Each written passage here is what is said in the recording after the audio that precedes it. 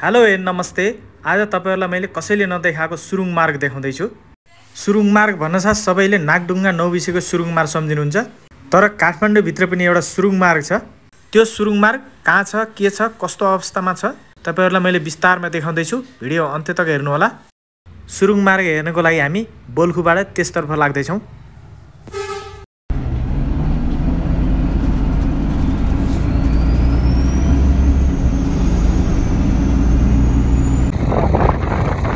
नेपालका सडकहरू पनि युरोपका भन्दा कम छैन।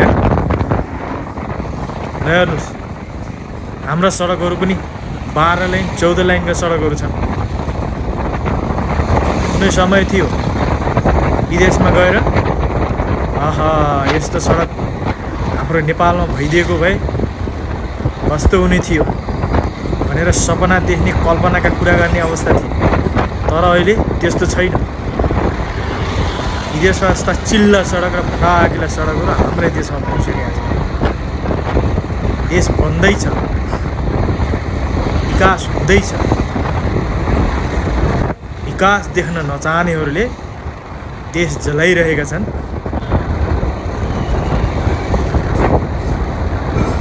विकास सम्भव छ हाम्रै पालामा।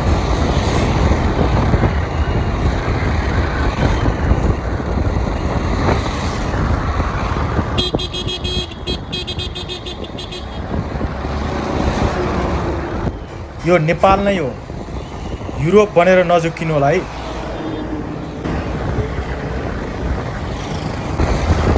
हेर्नुहोस् हाम्रो सडकहरू विदेशका भन्दा कम छैन हाम्रो सडकहरू। नेपाल खत्तम भयो, नेपाल बर्बाद भयो भने के को बर्बाद हो? नेपाल बन्दैछ, बनिरहेछ। युरोप भन्दा कम छैन।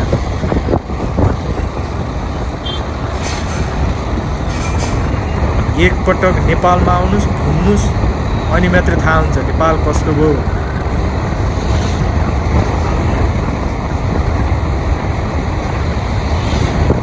अब मैले तपाईहरुलाई भनेको सुरुङ मार्ग नजिक आइपुगेको छु। यो सुरुङ मार्ग नभएर अन्डरपास हो। यो कलङ्कीमा बनेको अन्डरपास हो। कलङ्कीमा पहिला ठुलो जाम लाग्थ्यो, जब यो बन्यो अहिले चाहिँ कुनै पनि जाम हुँदैन। ल हेर्नुस् कस्तो आधुनिक अन्डरपास छ यहाँ। बन्दैछ नेपाल, बन्छ नेपाल। ल हेर्नुस्, युरोप भन्दा कम छैन हाम्रो नेपाल। यो कलङ्कीको अन्डरपास हो। म अहिले बोल्खु साइडबाट बसपार साइडतिर यात्रा गरेर देखाइरहेको छु तपाईहरुलाई।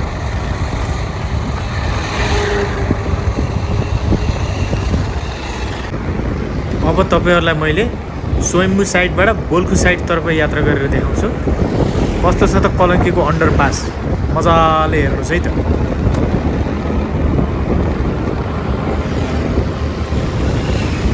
हाम्रो नेपाल त्यति खतम भएको छैन जति मिडियामा हल्ला गरिन्छ नि, त्यति साह्रो खतम चाहिँ भएको होइन। कसैले पनि कोठाभित्र बसेर मूल्याङ्कन नगर्नुस्। एकचोटि देश घुम्नुस्, पूर्वदेखि पश्चिमसम्म घुम्नुस्, यात्रा गर्नुस्, अनि वास्तविकता के हो थाहा हुन्छ। देश त्यति साह्रो खतम भएको चाहिँ होइन, बन्दैछ। ढिले सडकहरू पिच भए, पिच सडकहरू 4 लाइनका भए, 4 लाइनका सडकहरू 8 लाइनका भए, 8 लाइनका सडकहरू 12 लाइनका भइरहेछन्। बन्दैछ देश, बन्छ नेपाल। धैर्य गरौँ, सबैले देशलाई माया गरौँ, देश बनाउनको लागि मिलेर अघि बढौँ।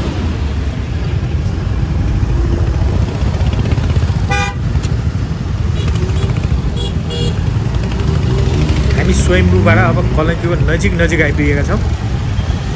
अब फेरि कलङ्कीको अन्डरपास कस्तो छ मजाले विस्तारमा हेर्नुस्।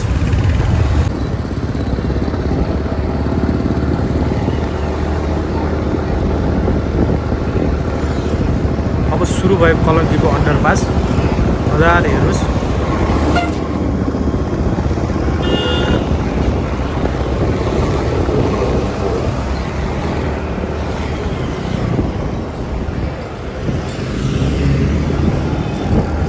अन्डरपास। सिधा जाने गाडीहरू अन्डरपास भएर जान्छन्, दायाँ बायाँ जाने गाडीहरू अन्डरपासको माथिबाट जाने गर्छन्।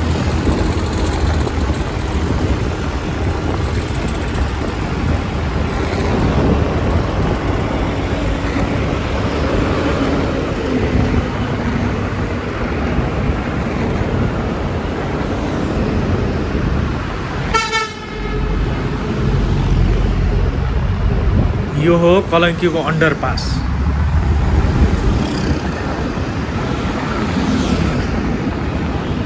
अन्डरपासबाट बाहिर निस्कियो हामी।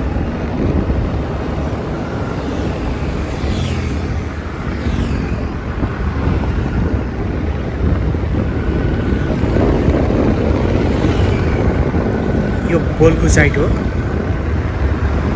यो एरियालाई खुसी बजार भन्छ। नेपालका सडक अनि कलङ्कीको अन्डरपास कस्तो लाग्यो कमेन्ट गर्नु होला। भिडियो हेर्नुभएकोमा तपाईहरु सबैलाई धेरै धेरै धन्यवाद। हस्त नमस्कार।